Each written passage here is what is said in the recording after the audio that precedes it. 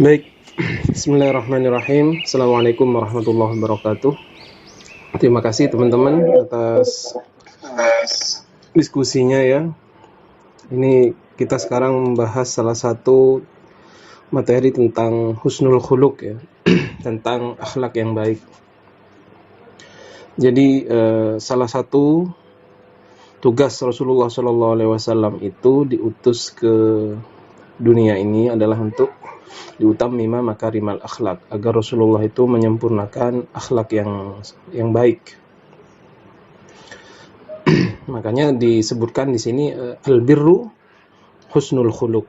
Kebaikan itu adalah akhlak yang baik. Sedangkan kejelekan wal ismu ma haka fi nafsika. Sedangkan dosa itu sesuatu yang taraddada, artinya sesuatu yang membuat tidak enak di hatimu. Wa karihta ayattali'a alaihin nas. Dan engkau tidak suka untuk diketahui oleh manusia. Jadi hadis ini kata ulama termasuk hadis jawami'ul kalim. Jawami'ul kalim itu kata-katanya ringkas, cuman maknanya sangat padat dan dalam. Jadi di sini kan Rasulullah SAW ketika di hadis yang lain ya, ada sahabat bernama Wabisoh ya, datang kepada Rasulullah, langsung ditanya sama Rasulullah, belum ngomong langsung dibilang, jita tas'al anil bir, begitu, apakah engkau datang ingin bertanya tentang kebaikan? Qala na'am, qultu na'am, dia berkata ya. Kemudian Rasulullah bilang, istafti qalbak, al birru ma itma'annat ilaihin nafsu wa itma'anna ilaihil qalbu wal ismu ma haka fi nafsi wa taraddada fi sadri wa in aftaka an-nas wa aftauka. Ya, jadi mahallu syahid yang sama antara hadis ini dan hadis yang tadi dibacakan adalah dosa itu mahaka fi nafsi, sesuatu yang membuat tidak enak, membuat galau gitu ya. Bayangkan saja walaupun kita berbuat dosa itu tidak ada orang yang tahu, tapi kalau masih hatinya orang itu masih hati yang normal ya, itu pasti ada rasa tidak enak. Berbuat maksiat, berbuat kesalahan, apapun itu pasti tidak enak di hati. Artinya apa? Orang itu sebenarnya punya parameter sendiri ya. Jadi hati kita itu kalau plong gitu ya, sama orang kita sikapnya bagus, itu hati kita juga tenang. Tapi kita kalau misalkan sama orang kita akhlak kita jelek, itu sebenarnya hati kita itu bermasalah ya. Makanya disebutkan orang yang akhlaknya jelek itu sebenarnya dia menyakiti dirinya sendiri secara tidak sadar ya. Ada orang akhlaknya jelek, pada hakikatnya akhlak yang jelek itu menyakiti dirinya sendiri. Dan akhlak yang baik itu sebenarnya menyenangkan kepada diri kita sendiri ya. Jadi walaupun seakan-akan untuk menjadi orang baik itu berat, tapi kalau dilatih dan terus dilatih itu sebenarnya bisa, karena akhlak itu bisa diusahakan untuk menjadi baik. Kenapa saya bilang begitu? Kalau memang akhlak tidak bisa dirubah, maka percuma dong Rasulullah diutus. Percuma Allah mengutus nabi-nabi ke dunia ini, andaikan akhlak itu tidak bisa dirubah ya. Jadi akhlak itu bisa dirubah. Yang membentuk akhlak itu terutama adalah lingkungan daripada sekitar kita ya. Jadi orang Indonesia itu terkenal orang yang slow begitu, akhlaknya bagus, tidak gerusa-gerusu. Itu sudah sangat terkenal di mancanegara ya. Kenapa? Lingkungan kita yang membentuk seperti itu. Artinya semua orang yang punya karakter orang Indonesia akan seperti itu rata-ratanya ya. Sedangkan di negara yang lain bisa berbeda ya. Misalkan negara Arab, mereka cenderung keras begitu ya, cenderung ya gampang marah misalkan. Itu karena yang bentuk adalah lingkungannya. Kemudian di Indonesia juga mungkin juga beragam ya, antara penduduk yang tinggal di pinggir laut, pesisir, dengan yang di kota, dengan yang di desa itu berbeda ya. Kalau yang di pinggir laut karena memang mereka hidupnya keras gitu ya, terbiasa mendengar suara yang keras, suara angin, itu bisa saja akhlaknya menjadi keras, bicaranya keras. Tetapi kalau untuk konteks Indonesia saya kira masih kita ini mempunyai akhlak yang bagus ya untuk konteks di Indonesia. Kemudian sebelum saya masuk kepada pertanyaan yang ditanyakan oleh teman-teman ini, sedikit kita membahas tentang hadis yang diriwayatkan oleh An-Nawas bin Sam'an ini ya. Ini termasuk perawi dari hadis Rasulullah SAW. Beliau adalah An-Nawas bin Sam'an bin Khalid bin Abdullah bin Abi Bakar Al-Kalabi, ma'dudun minasyamiyin, yuqal inna abahu Sam'an bin Khalid wafada 'ala nabi. Jadi dikatakan bahwasanya bapaknya bernama Sam'an itu datang kepada Nabi, dan beliau ini berasal dari keluarga yang berasal dari Syam, dari negeri Syria kalau sekarang. Datang kepada Nabi, ayahnya namanya Sam'an bin Khalid. Kemudian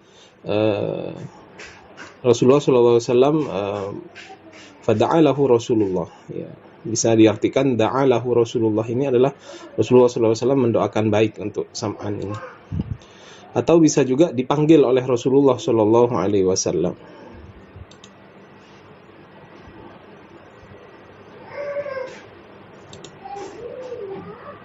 Ya, ini dalam syarah hadis yang lain ya. Terlihat ya teman-teman. Kemudian wa'atahu Sam'an na'laihi. Kemudian Sam'an ini memberikan 2 buah sandalnya kepada Rasulullah. Faqabalahuma Rasulullah, kemudian diterima oleh Rasulullah SAW. Ini cerita tentang ayahnya ya, ayah Sam'an. Kemudian dari hadis ini ada beberapa hal yang disebut gharib ya, gharibul hadis. Yang pertama adalah, menurut saya yang paling gharib adalah kata haka ya, haka, di mana taraddada wa taharraka. Makna asal dari haka ini taraddada ya, taraddad itu kan bolak-balik, taharraka itu bergerak gitu. Maksudnya di sini sesuatu yang tidak enak di hati ya. Makanya dijelaskan dalam syarah hadisnya itu, mahaka fi nafsika itu wa huwa ma waqa'a fil qalbi walam yansyarih ya. Hati itu tidak bisa lapang gitu. Kalau kita melakukan dosa itu pasti takut ya. Takut kepada Allah, takut siksanya, takut kalau misalkan itu berkenaan dengan haknya orang lain, takut ketahuan ya. Namanya juga berbuat dosa. Semua orang yang berbuat dosa pasti hatinya tidak enak ya. Makanya kalau kita ingin berbuat baik sebenarnya kepada diri kita sendiri, sebenarnya kita ya berbaiklah dalam akhlak kita itu diperbaiki ya. Karena akhlak yang jelek itu sebenarnya menyiksa daripada diri sendiri. Kemudian ada faidah ya yang didapat dari penjelasan dari hadis ini. Yang pertama adalah fadlu husnil khuluq, tentang keutamaan dari akhlak yang baik. Haitsu ja'ala Nabi husnal khuluq wal bir. Ketika Nabi itu mendefinisikan husnul khuluq dengan kebaikan. Jadi kebaikan dan husnul khuluq itu ilmu radif ya. Jadi akhlak yang baik itu identik dengan kebaikan. Kebaikan apapun, berbakti kepada orang tua, melayani tamu, kemudian menghormati tetangga, dan melaksanakan hak dan kewajiban misalkan dalam rumah tangga, suami kepada istri, istri kepada suami. Ini termasuk dari husnul khuluq semuanya. Jadi husnul khuluq itu adalah bir itu sendiri, yaitu kebaikan. Kemudian yang kedua, inna mizanal ismi ayyuhika bin nafsi. Sungguhnya parameter sebuah dosa itu akan membuat rasa tidak enak di dalam dirimu. Wala yatma'innu ilaihil qalb, dan hatimu tidak menjadi tenang. Jadi kalau Anda bingung, ini saya berbuat baik apa enggak ya? Mas Fahmi misalkan mau melakukan sesuatu, ya coba saja timbang pakai hatinya. Kalau hatinya plong gitu ya, lakukan. Tapi kalau misalnya masih ada enggak enaknya, itu mungkin itu sesuatu yang ada dosa di situ. Jadi hati sebenarnya kalau bersih ya bisa dibuat timbangan seperti ini.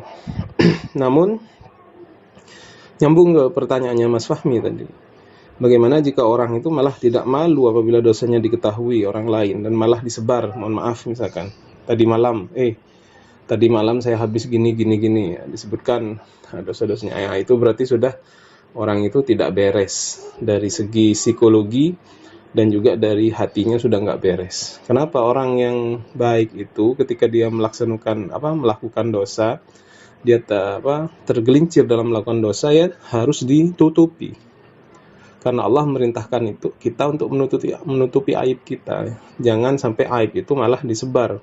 Mohon maaf, apalagi ada medsos sampai dibuat status di medsos. Na'udzubillah. Makanya dosa itu ya kalau antara kita dengan Allah kita tutup dan kita bertaubat langsung kepada Allah, berjanji tidak mengulangi. Kalau itu kita ada hak adami, kita segera minta maaf kepada orangnya. Nah, makanya kalau pertanyaannya Mas Fahmi itu, jika orangnya sudah tidak malu lagi, dosanya diketahui oleh orang lain, bisa jadi sudah tidak beres orang ini ya. Sudah hatinya sudah gelap begitu ya, dan secara psikologis dia sudah ada yang salah dalam pikirnya. Karena orang yang normal ya, itu tidak ingin diketahui kejelekannya. Kita itu ingin diketahui kebaikannya oleh orang lain. Kemudian faidah yang ketiga, al-mu'min yakrahu ayyattali'an nasu ala uyubihi. Seorang mukmin itu benci untuk diketahui aibnya oleh orang lain. Ini secara fitrah ya. Makanya harus disembunyikan. Kemudian yang keempat, annahu mata amkana al-ijtihad fa innahu la ya'dil ila taqlid liqaulihi wa in aftaka nas wa aftauka. Ini berkaitan dengan hadis yang kedua sebenarnya yang tadi saya sebutkan sebagai penguat. Kalau ada orang sudah bisa sampai derajat ijtihad, maka dia tidak boleh taklid ya. Makanya ijtihad itu pangkat tertinggi dalam orang yang mencari hukum dalam Islam. Kalau sudah sampai derajat itu, maka dia sudah tidak boleh taklid. Artinya semisal Imam Syafi'i tidak boleh taklid kepada Imam Abu Hanifah. Imam Ahmad bin Hanbal tidak boleh taklid lagi kepada Imam Syafi'i misalkan. Dan mereka harus menggunakan ijtihad yang telah mereka hasilkan itu. Kemudian yang kelima, ini berkaitan dengan hadis yang kedua yang saya bacakan, mu'jizatun wadihatun lin nabi. Ada mukjizat yang sangat tampak jelas bagi Nabi Muhammad. Haitsu akhbarus sahabi wa bisah bima fi nafsi qabla ayyatakallam bihi. Ketika Nabi bertanya kepada Wabisah ya, sebelum dia ngomong sudah dijawab dulu dalam hadis Jikta tas'al 'anil bir, begitu kan tadi hadisnya. Apakah kamu datang untuk bertanya tentang kebaikan?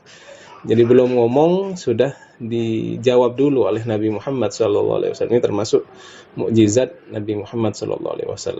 Nah, ini adalah faidah-faidah yang kita dapat dari hadis ini.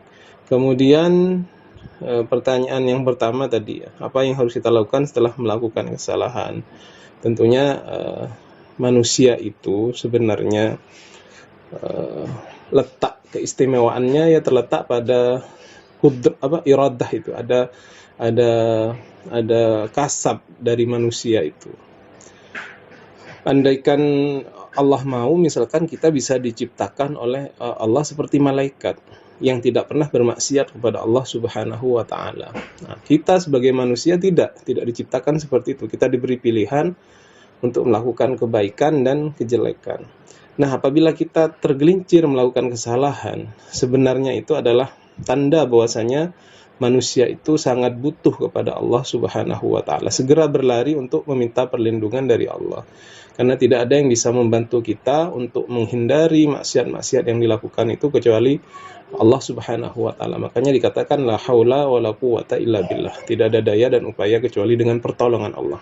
Termasuk ketika mau melaksanakan ketaatan, mau meninggalkan maksiat, itu semua atas pertolongan Allah Subhanahu wa taala. Lantas kenapa manusia masih jatuh kepada tergelincir kepada kesalahan? Itu agar timbul rasa di hati manusia, rasa akan butuh kepada Allah Subhanahu wa taala.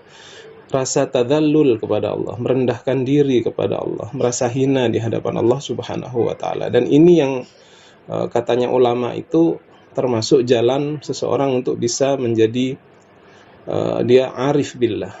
Ada yang seorang wali mengatakan, aku melihat jalan kepada Allah itu semuanya zahmah, semuanya full, semuanya zahmah itu apa di Jakarta itu kalau pagi-pagi itu mobil gak bisa lewat, itu apa namanya, Mas Fahmi? Mbak Aniko, Kalau di Jakarta itu mobil nggak bisa lewat, itu apa namanya? Macet ya? Iya Ustaz. Ya, dia ada orang Bali bilang, aku melihat jalan kepada Allah itu macet begitu ya. Semuanya macet, semuanya macet. Kecuali satu jalan itu longgar gitu. Jalan apa itu? Aja namanya jalan at-tadallul. Orang yang merendahkan diri kepada Allah Subhanahu wa taala. Orang yang merasa hina di hadapan Allah Subhanahu wa taala. Nah, jalan ini kosong. Karena apa? Orang yang bisa masuk ke jalan ini adalah orang yang benar-benar merasa hinanya itu di depan Allah ketika dia sudah melakukan kesalahan. Dia sudah berusaha untuk tidak melakukan, tapi karena nafsu manusia, innan nafsa la'ammaratun bisu. Nafsu itu selalu mengajak kepada kejelekan. Itu selalu dia melawan itu, kadang-kadang tergelincir. Nah, ketika dia tergelincir itu kan dia tadarru kepada Allah, dia sholat kepada Allah, minta ampun kepada Allah, menangis kepada Allah. Dan dengan begitu itu katanya Syekh Ramadan Al-Buti hampir sama dengan maqam maksum yang dimiliki oleh para nabi. Kalau nabi dan para anbiya itu mereka maksum, tidak pernah melakukan kesalahan. Kenapa? Karena mereka menjadi orang yang diikuti gitu ya. Bagaimana kita bisa mengikuti misalkan kalau nabi-nabi itu bermaksiat gitu ya. Makanya mereka maksum, terjaga dari maksiat.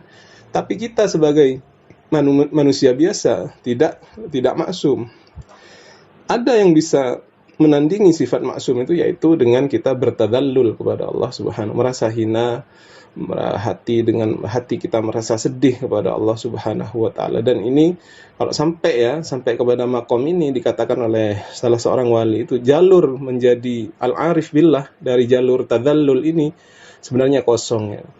Kenapa? Orang itu kadang-kadang susah ya mau sampai kepada makom ini. Kenapa? Karena kadang-kadang kita kalah sama rasa gengsi gitu ya. Enggak malu gitu sama Allah.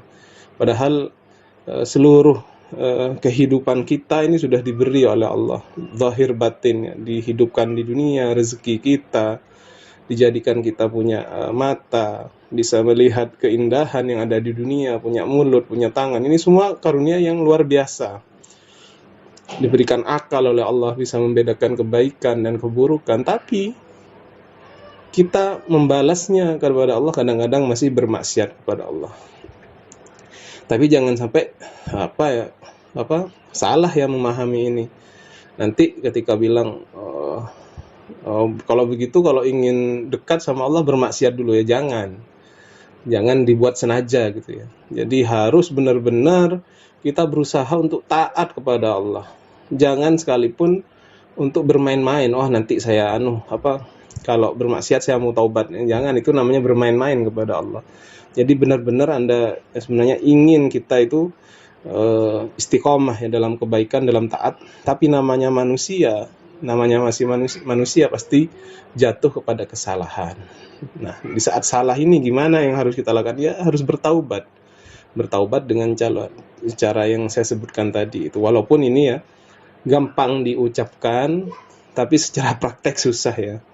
Karena orang itu kalau kemudian sendirian gitu ya, malam-malam jam 2 malam bisa sholat tahajud, kemudian istighfar kepada Allah, itu luar biasa sebenarnya kalau ada yang seperti itu ya. Karena orang itu biasanya kalau sendiri itu susah, mau punya rasa bersalah itu susah. Yang gampang itu dikumpulkan jadi satu, kemudian ada orang dengan nada sedih gitu ya, kamu ini sudah diberi uang sama orang tuanya, kamu kok membalasnya. Itu kadang-kadang bisa buat nangis. Di hipnotis tuh ada seperti itu, kadang-kadang nangis, yang sini ikut nangis bisa seperti itu. Tapi kalau malam-malam sendirian ingat dosa kemudian nangis kepada Allah, bercucuran air mata karena Allah, malu sama Allah, itu yang luar biasa ya. Mudah-mudahan bisa seperti itu ya. Amin ya rabbal alamin.